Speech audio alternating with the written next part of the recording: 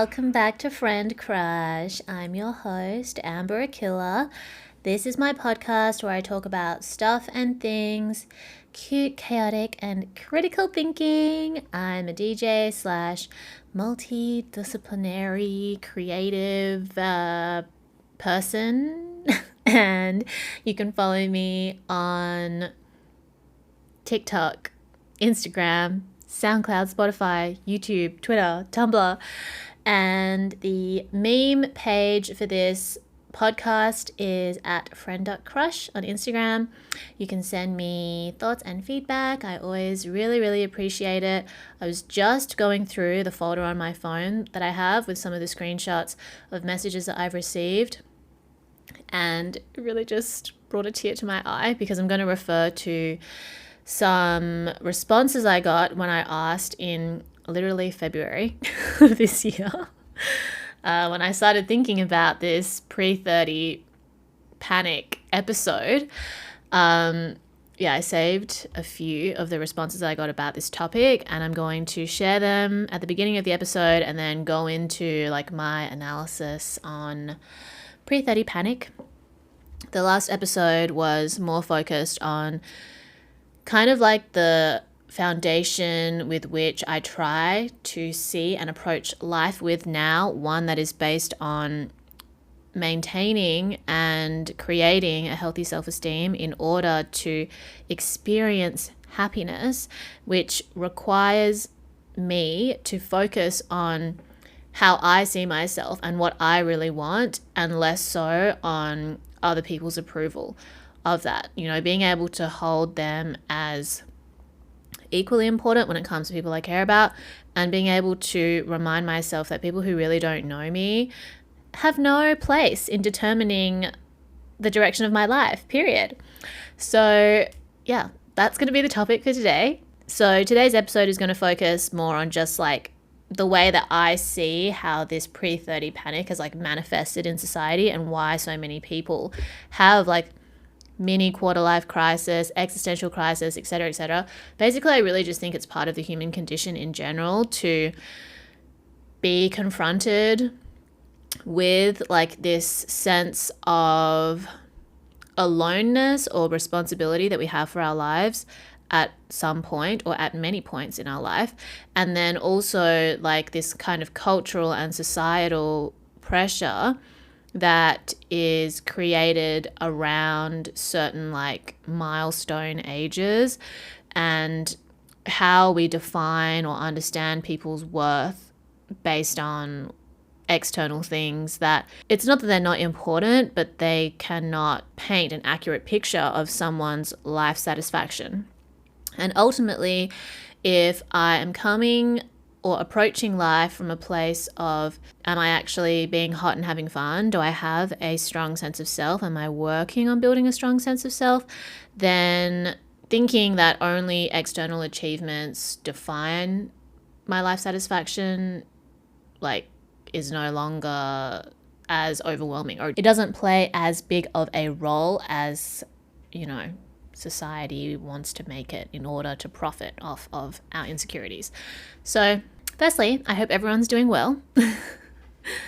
I recently bought whiteboard paper. It's like a roll of this paper that's coated that will like use statically stick to my wall, so I can write down my to-do lists and stuff on it. And I feel like it's going to change my life. Not me like thinking I can purchase a solution to my problems, but I'm hoping that being able to see the things I need to do on a wall is going to be different to just seeing it like in little writing on my phone. But yeah, I think I'm slowly increasing my like working capacity. I probably talked about it before, but when I was in Perth, I really felt like I was operating at like 20 or 30% of what I'm capable of doing. And on the one hand, I recognize like my personal responsibility to like push myself beyond that in those circumstances. But then I also accept that the environment just was not conducive to me being able to like work in the same way that I can in Shanghai, or have the same access to resources and opportunities, etc., And I think also like I can see now how important that time was for me to just self-reflect and work on my relationship with myself, and how lucky I am to have been able to do that, and how now that I'm back in Shanghai, there's still like a lot of COVID restrictions, and I feel like the city is very much recovering and adapting to the current situation, recovering from the 2-month lockdown and adapting to the continuous pandemic management. So the city itself is also not operating at full capacity. Like there's still things being cancelled, being rescheduled, etc., etc. A lot of uncertainty, I feel. And while there are moments of like anxiety and feeling discouraged and questioning my decision to come back, I think I definitely can appreciate downtime and be grateful that I have the privilege to appreciate and enjoy it and make the most of it, or attempt to make the most of it, to prepare myself for when the city is inevitably operating on a different scale, if that makes sense. Because that is something that I learned in Perth, like I was cut off from all the opportunities that I'd planned or thought were coming up for me in 2020. And then I had to kind of like make the most of it. That was a learning curve for me. This podcast was part of that learning curve. And then now that I'm in Shanghai, I have like that similar feeling of anxiety, or I can feel like the shadow of it from 2020. But because I went through the last 2.5 years, I'm able to kind of recognize this feeling for what it is, accept my circumstances as they are, and then slowly try to chip away at it, instead of thinking I have to like have everything done already. I have to be working at, I go from working or operating at 20-30% and suddenly it's 100, like one step at a time. And I've just had so much admin stuff I need to do and still need to do. So yeah, I feel like now I'm maybe getting to like a 30-40%, some days maybe 50-60. I'm also just sitting with the gratitude that I feel for being able to come back in spite of the kind of fucked circumstances that it was.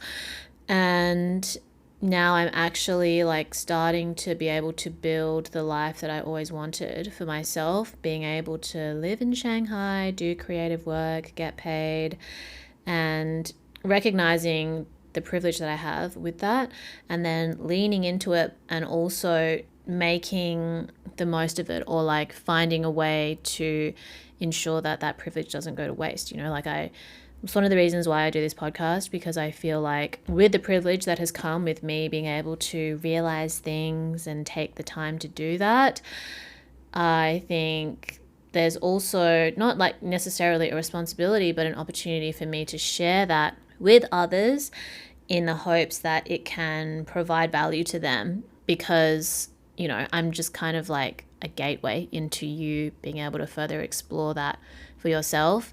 So I feel very lucky, and I hope that I can continue to slay, work up to a bigger slay. I hope that you get to do that too. Okay, so I did a prompt on the Friend Crush Instagram about pre-30 panic in February, apparently, according to this screenshot. Something that I said in one of the stories was, the older I get, the more I realize being alive is kind of overrated. Not like I want to die, but not like I asked to be born. So the idea that my sole purpose in life as a woman is to risk my life and bank account to reproduce becomes less relevant to how I choose to live and plan my life. If it happens, it happens, but I personally never really fantasized about being a mother. Maybe I will one day, but not right now. That's just me though. So obviously I recognize that like my personal circumstances are very specific to me, and yours are specific to you too. And as I say, we're all on our own journey, and we are all here to experience like our life. Basically, it's not about comparing yourself to others, thinking that your life should be how someone else's is, but figuring out how you want your life to be.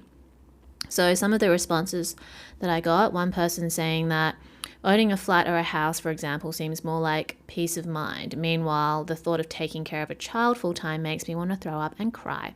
So even though I'm not at all career oriented and never was, the milestones that are stressing me have to do with financial freedom and friendships equals living a low stress life. Guess with age, I'm realizing more how much peace of mind costs.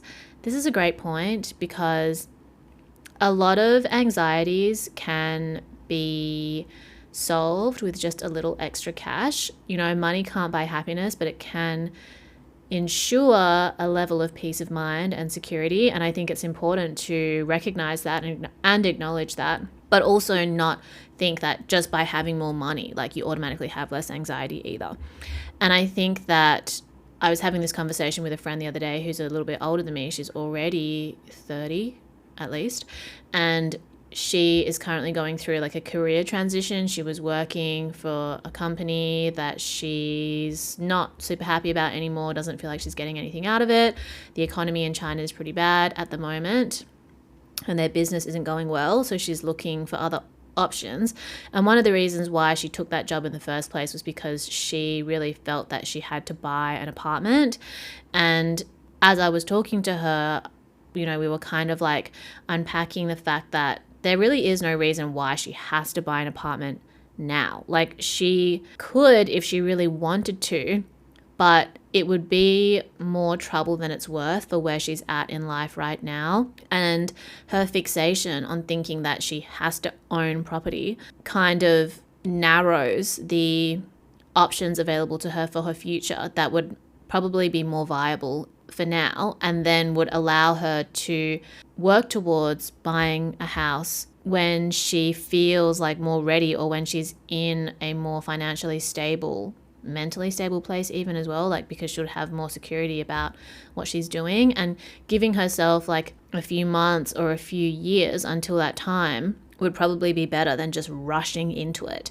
So I think that if people are having anxiety about like owning property, like on the one hand, it is a way of achieving financial security, but it also is a huge financial burden to have a mortgage if you're not ready for it. So if that's something that you feel like you have to have now, I think actually like assessing where you're at and if it's something that would financially make sense for you, logistically make sense for you right now is important. Because if it did make sense, like you would already be doing it, not stressing about it. So I think that's something that people can just reflect on. There's no reason why it has to be now, but if it's something that you want, you can take steps to work towards it in the future. I also don't want to like give people financial advice because it's like everyone's circumstances are different, and I think it's important to work with what you've got, and I don't know what you do or don't have. Next response. I just got home after spending 2 years and most of the pandemic in London. Returning to Australia and turning 26 a few days ago has made me really critical of where I am in life. I've come back home to live with my parents, and even though I've just lived overseas during a global pandemic, I now think I've achieved nothing because I'm at home with my parents with no savings and my friends are getting married. Okay, 26, your life has barely begun. And also being able to live with your parents and spend time with them is actually a privilege in this economy, I think. Especially for people like younger millennials and like Gen Z. I think we grew up in a time of like extreme abundance and prosperity, global prosperity, at least in the West. And I feel like we were sold this false ideal of what it would be, what adulthood would be like. And especially because a lot of our parents were probably homeowners at a really young age, or were able to establish themselves in a stable career at a younger age than us, it's easy for us to compare to that and be like, what the fuck am I doing with my life? But in reality, like, the economy is not the same as it used to be. It's much harder to be upwardly socially mobile if you have parents that you can live with and save money for and like figure your shit out. I think that's a huge privilege, and it doesn't make sense to just like hemorrhage money into the cost of living when you don't necessarily have to, when there's so much like instability in the economy, etc. Like, I'm really so grateful for the time that I spent with my mom over the last 2.5 years, because it was really important for us to see each other through like the things that we were going through individually, And it was like the most time that I've ever spent with my mom on a consistent basis, because when I was younger, she was working and traveling. And it's actually wild to think that in my late 20s, that's when I was able to spend the most time with my mom and at home. Because when I was younger, that wasn't really the case. I mean, I was at home, but I was like by myself. And I think a lot of other people were able to spend more time with their parents when they were younger. So I'm grateful for the time that I had with my mom. For me, I feel like the pandemic gave me pause in terms of thinking that I had to have certain things achieved at a certain age, because the pandemic was like a global pause on everybody's life. Like when we didn't have the pandemic, it was much easier to be harder on yourself because you're like, this person's doing that person's doing that. But when the pandemic happened, it's like, okay, everyone's life is kind of fucked. And we're all in this together. We all need to figure out a way to make the most of life in spite of the global challenges that we're facing. And everybody's like struggle is different. Everyone's affected in a different way because of these things. So for me, there's like even less reason to compare myself to others, because I think more than ever, like we were thinking of ways to be there for each other and to see each other through this time rather than be in competition with each other, at least from my perspective. So I think that, you know, as fucked as the pandemic has been, is, and will probably continue to be, there's going to be so many long-term issues that we have to deal with. I think there's always a silver lining, or there's always like a contrast that you can find in these circumstances, in any circumstance. And for me, it's being able to be like, you know what, I don't have to be able to figure everything out. I don't have to be earning XYZ amount of money, because it's so difficult to make that kind of money at a time like this. And if you have the privilege of being able to just slow down for a bit, that will be so important for whatever comes next. Like the economy will go in an upward direction again. There are going to be more opportunities eventually. So being able to embrace whatever stage we're collectively in, you're individually in, is really important, I think, in terms of not getting caught up in the anxiety and the doom that you can kind of like feel you're slipping into or spiraling into. Another response is, I can definitely say that the pandemic has made me feel like I need to play catch up, especially socially and in terms of dating. I think it's funny that other people care about my quote unquote biological clock more than I do. I've only dated people off of apps, yikes, and currently gave up on it. Lol. I think accepting my non-interest in being a parent has helped me let go of the pressure to get back into the dating world, along with just being exhausted by dating in general, to be honest. Seeing people in their 30s and 40s, etc. online responding to 20-somethings, encouraging them to take their time and reminding them that they're still relatively young has helped me. I think only recently I've begun to understand how young I am and how to appreciate that I still have a lot to learn and experience. Also, I feel like this was a compliment to me. Thank you so much. Okay, another one. I wanted to share my thoughts following the DM about age pressure for women, particularly when it comes to dating and quote unquote finding love. I used to, and sometimes still do, feel it's so hard, and I think it really affected my dating habits more than I realized. I became very attached to outcome, which meant I was dating people for potential or for the idea of who I thought they were, rather than seeing them for who they actually were. Q making excuses for / constantly forgiving bad behavior, believing I could change his mind. Textbook clown behavior, you know? After a lot of hurt and heartbreak and growth, I've learnt that I need to let go of attachment to outcome and be present and let people show me who they are and accept it. And then another compliment for me, thank you. They said that the podcast and my TikTok helped them a lot in accepting that what is for me will find me, and I don't need to waste my efforts and time chasing what I quote unquote want. So I think like another thing that has come with the development of society, the progression of society, and the feminist movement in general, women's access to education and financial independence has meant that the necessity of being in a relationship with a man is no longer as important as it used to be to our literal survival. If you can earn your own money, then you don't need to be in a rush to find a husband because you can pay for your own rent, or you can be responsible for your own bank account. So I think with that also, it's exposed the difficulties that come with being in relationships with men. And the fact that just being in a relationship at all doesn't guarantee that it's healthy. And more, like if you are able to have your basic needs met, you want to be in a relationship because it brings value to your life beyond just, someone paying for your dinner. You want to feel like mutually supported and loved. And I think that that is a two-way street. I think for women, we are able to learn much faster than men when it comes to dealing with matters of the heart.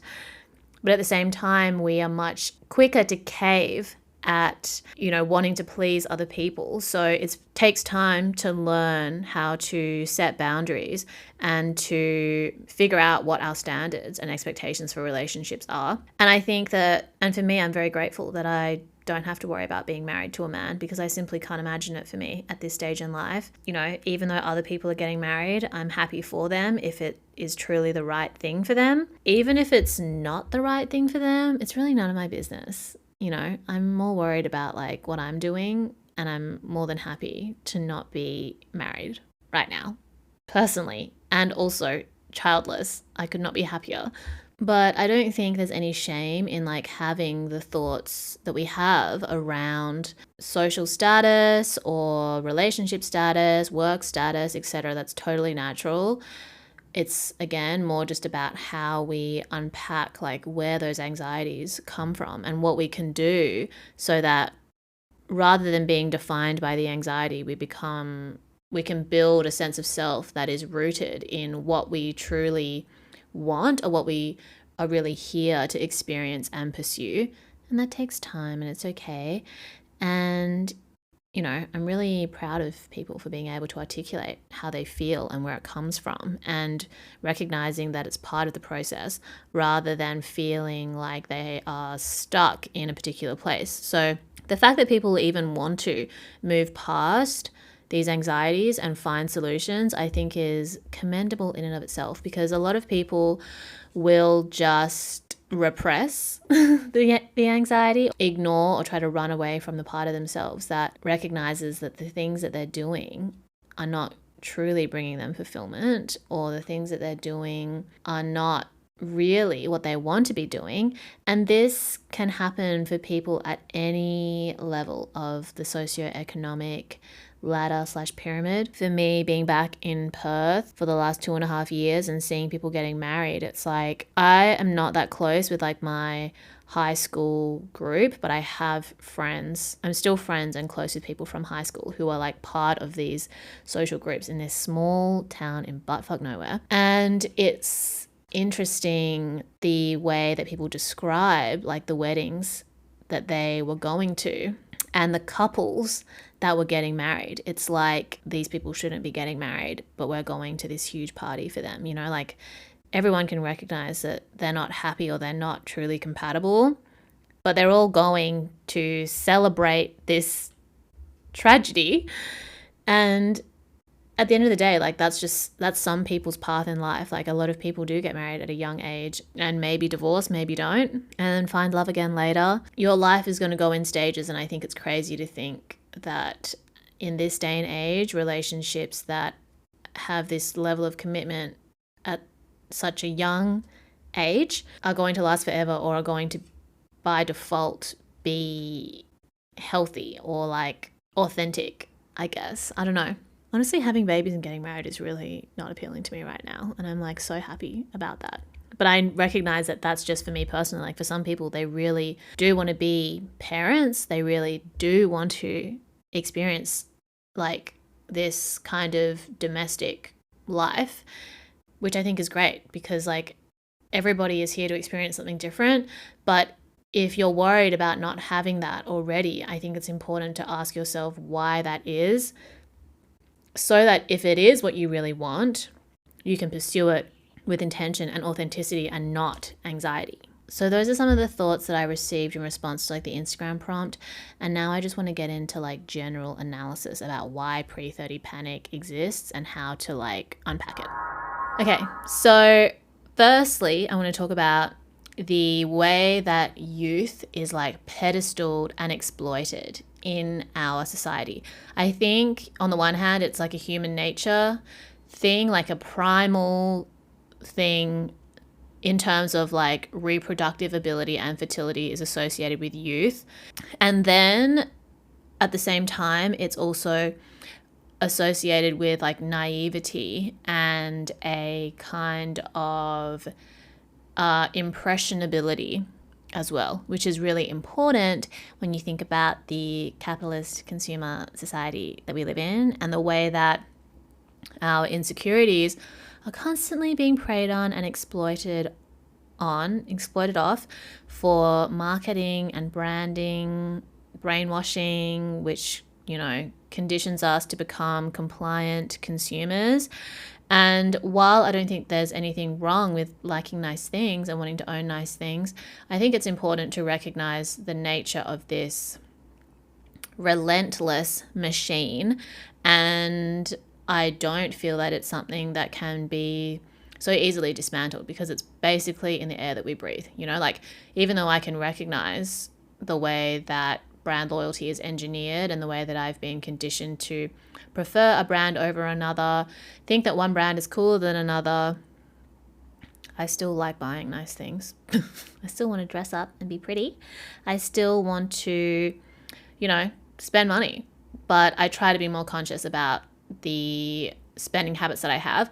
And my spending habits have improved as I've gotten older, as I've developed an awareness of this, as I've developed an awareness of myself and what I want, being able to live life with more intention, because I'm not so insecure, because I'm working through these insecurities, which is like one of the points that I made in the previous episode. Like, for me, getting older is about becoming wiser. It's about being able to synthesize the experiences that we have and use that information to our benefit in order to live a more fulfilling and intentional life filled with happiness and heart and funness and an ability to face challenges with more ease and grace and confidence. I mean, basically at this point, like, being a quote unquote creative is like synonymous with working in advertising to some degree. Like, whether or not you're like an artist or you are a like branding creative, marketing creative, you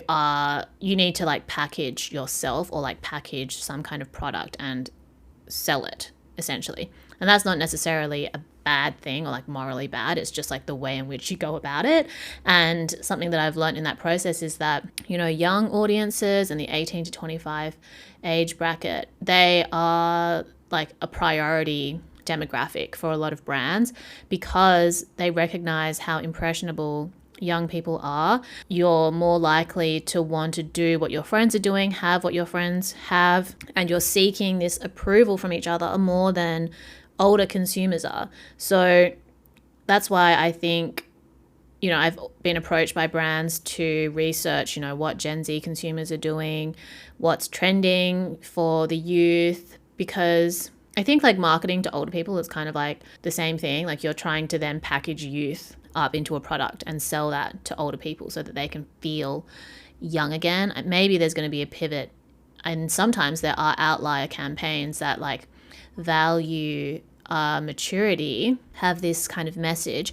But in general, it's like young people are having, you know, what's cool and like social approval marketed to them, and then older people are having being young used against them. And somewhere in between, it's like the ability to prevent or stifle aging is then being packaged and marketed to people.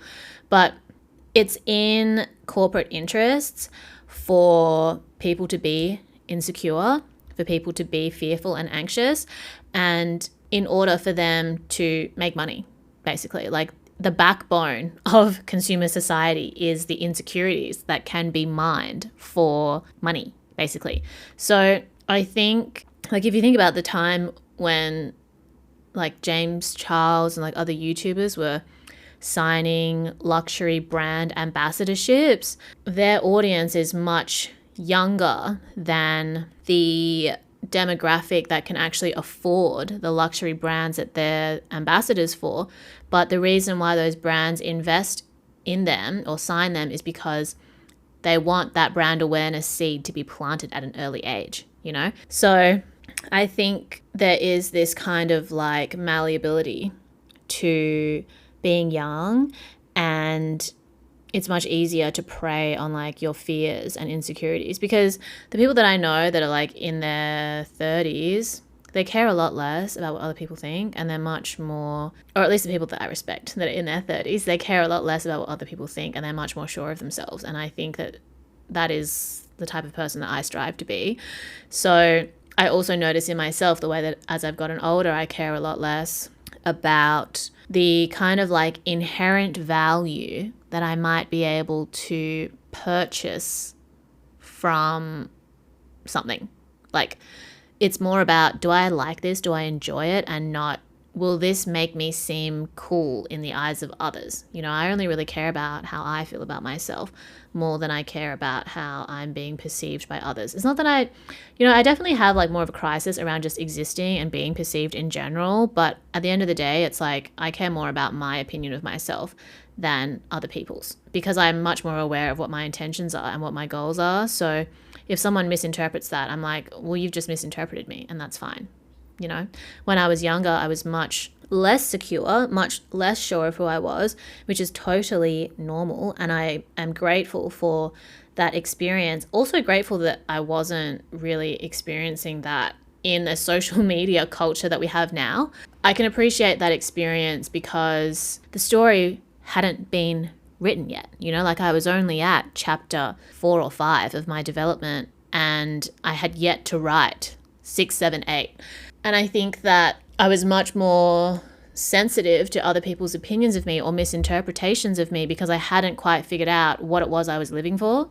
I hadn't quite figured out how important it was for me on a conscious level to care about what I think about myself and less about people who I don't know that well, people who don't really care about me as a person and only my ability to validate them, how they saw me and not how I saw myself, or how I could be around people who cared about what I really wanted and not what they wanted from me, and vice versa. So I think that as I get older and as I spend more time focusing on what I want, how I see myself, and whether I approve of myself and my decisions, it matters less what age I am. I'm just more excited about experiencing more life. And if that comes at the price of getting older, like I'm actually okay with it, because I can appreciate all the experiences I've had up until now that have been part of growing up. And I wouldn't trade that for just staying stagnant in one place, right? It's easy to romanticize like a younger age and be like, oh, life was so much easier back then. But I don't want to live like that forever. Like, I think about how fun like being 16 and 17 was when I was going to music festivals and blah, blah, blah. That's great. It's nice to reminisce, but I don't just want to be 16 forever, because that experience has contributed to who I am now. If I stayed in that place, I would never be able to get to where I am now. So growth and time and growing up is so important. And I think recognizing that has really changed my relationship with age and getting older. So fetishization of youth. On top of that, there is this like prodigy phenomenon / pedestal that exists, you know, when young people are thrust into the spotlight, get all this media attention. It's like they're a savior for humanity or for their exceptional achievements. So like, because these people become hyper visible in the media, it can seem like everybody is getting things done at 21 and I'm not. Everyone is achieving superstardom at 23 and I'm not. But in reality, like, they make up such a tiny, tiny percentage of humanity. Probably 0.00001% of people can achieve extreme levels of success at such a young age and also be in the media. I think in reality, it's like, because they are an exception, they are having a non-average experience, non-average level of achievement. That's why they become hyper visible. Not because it is the average experience, right? It's only the things that are not considered average that get media attention most of the time, that defy expectations, defy societal norms, or can further entrench societal norms. So I think in that way, when you become aware of that, you can recognize that other people's achievements at a young age doesn't take away from your ability to achieve things later on in life. right? It's not like there's a limited amount of success available to everyone. Like, this scarcity mindset is something that's engineered by the media and by corporations and capitalism. If you take responsibility for your life and the direction that you want it to go in, you will inevitably have success. But when you put so much power in the illusion that other people are taking your opportunity for success away from you, rather than owning your ability to create your own personal success as you define it, because I don't think success is just about having articles written about you or being known by lots of people. Like, everybody's journey and purpose in life is going to be different. And I guess success isn't necessarily the right word, but more like, happiness and satisfaction, as I mentioned in the previous episode, and building your own self-esteem. Also, everything in life comes with a price. So if you're being thrust into the spotlight at a young age, that in and of itself is like a very specific type of trauma, and most people will have to then go through a period of processing the things that they experience at a young age that they didn't necessarily have the tools to deal with. Like, very rarely do you see people dealing with fame and hypervisibility at a young age well. Even people who experience fame and hypervisibility or are managing it at a later age struggle with it too. So I don't think that success is defined by, immediate attention and notoriety. It's one type of success for some people. And if that's what you want, then you need to be ready to work for it. I think that because there's so much media attention given to people that are really young, achieving crazy amounts of success, it's easy to think that our time is running out or the success is being taken up by this one person, there's not enough left for us. But I don't really think that's the case. That's just like a temporary illusion that we can separate ourselves from. In terms of everything coming with a price as well, the same thing is true for like being in a committed relationship and having children. Like, I really don't think that being in a relationship or just being in a relationship and just having a kid necessarily makes your life better by default. I think we're definitely sold the idea that like, oh, if only I had a partner, then I would be valid, or if I had a kid, then people would like care about me and my life. But I don't know, the older that I've gotten, the more that I've seen that that's not necessarily the case. Like, just because you're in a relationship doesn't guarantee that it's healthy. Having kids is not an easy way out of anything. Like, raising children is such a huge responsibility, not just like mentally, emotionally, financially, logistically. I was just thinking about how today, like, what is it, Saturday? I haven't even left my house yet today. It's almost 8 p.m. I was able to just like clean around the house, cook for myself, do a bit of reading, work on podcast, do online shopping, manage my orders. And I've had a great day, and I didn't have to worry about a partner. I didn't have to worry about a kid. And I'm not saying that like everybody should live this way, and anyone that has children or is in a relationship, like, that I'm invalidating that. Of course not. And it's not that I'm like not open to being in a committed relationship or open to having children at some point, but I'm also just like, I want to have more days like this where I can just do whatever I want and I don't have to be like literally responsible for anybody else's life but my own. And I'm so grateful that I'm able to do that. And I was like literally just imagining like having to look after a child, a human child right now amidst my sleigh weekend of peace is like so stressful to me. Being single is so much better. At least for now, until someone else comes along that sparks my interest. But I don't know, like, I guess the price of being single is like occasionally people will judge you for it. Maybe occasionally you feel a sense of loneliness. I mean, I don't really feel that often that I'm like, oh, I just wish I had a boyfriend right now. I really do believe that there is like a time and place for me to be in a relationship and for me to not. And like when I'm not in a relationship, I embrace it. When I'm in a relationship, I embrace it. When I'm in a breakup, I embrace it. I just think that my enjoyment of life and my ability to get through difficult emotional, mental periods has been because I just try to like make the most of whatever situation I'm given.